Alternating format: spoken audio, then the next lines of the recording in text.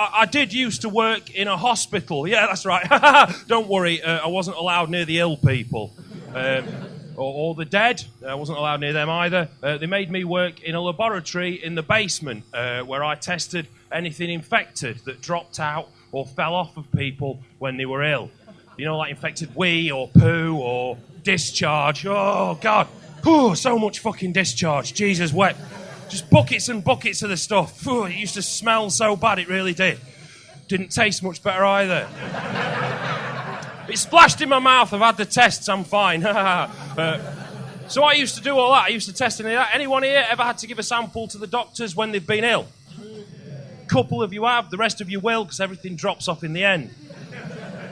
So, if you ever have to give a sample to the doctors when you're ill, they give us a few notes to give us an idea of what's wrong with you, so we know how to test those samples. Now, in the time I worked in the laboratory, I worked with some amazing doctors. There's about 10. The rest of them are fucking idiots. And I'll prove this by reading you some of the stupid notes they used to send me with samples. So I've got a few notes to read out to you from samples here. I'll not tell you what the samples were.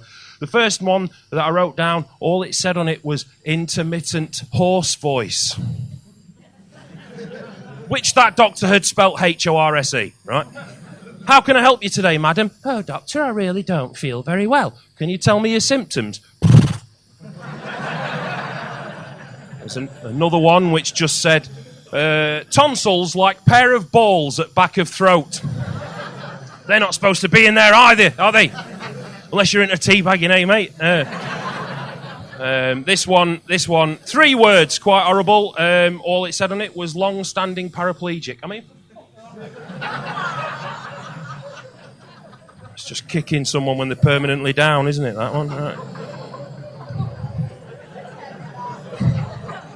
This one's horrible, right? The patient is worried as their discharge is always damp, right?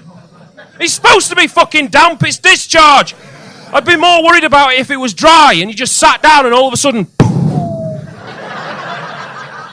you just let out a filthy cloud like you've got a vape stuck down your urethra. You could use it to your advantage though, couldn't you? I'm going down the club and I'm taking my own disco smoke. Yeah, dirty smoke.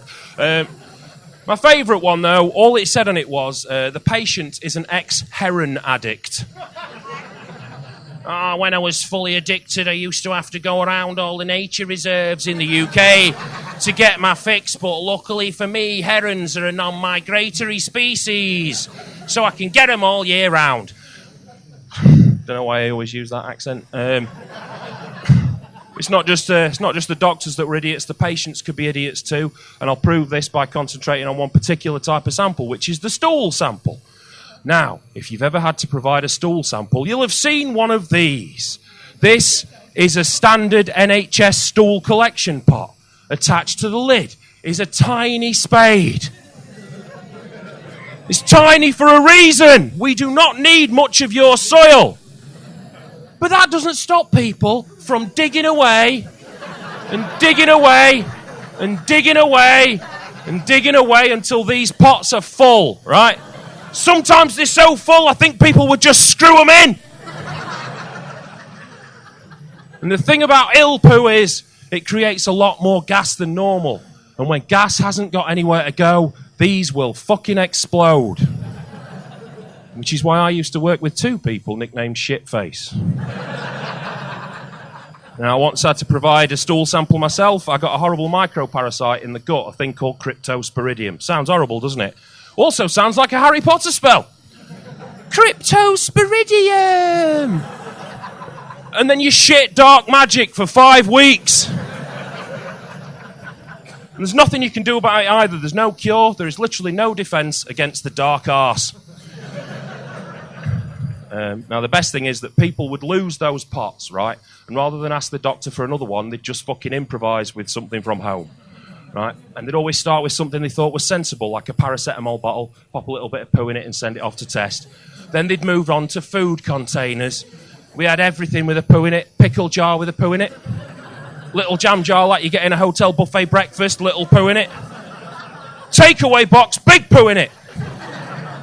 Nutella jar! Genius!